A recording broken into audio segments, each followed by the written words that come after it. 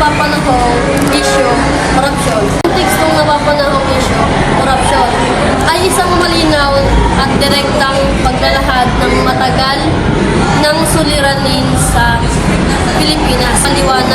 Pinapaliwanag ito kung ano ang korupsyon at kung paano ito nagdudulot ng kahirapan, kakulangan sa serbisyo panlipunan, paghina ng tiwala ng mamamayan sa pamahalaan, ng tiwala ng mamamayan sa pamahalaan. Epektibong paggamit ng mga konkretong halimbawa tulad ng pork barrel scam upang ipakita na ang korupsyon ay may tunay at masakit na epekto sa buhay ng mga Pilipino.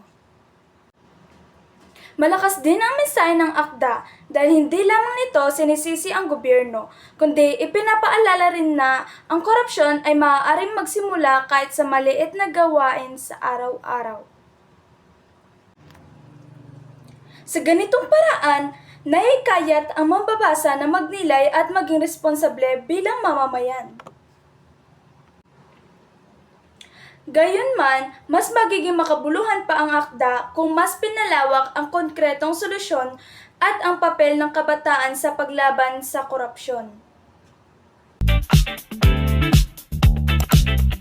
Maraming salamat po sa panonood at pakikinig. Sana ay meron kayong natutunan at naging aral.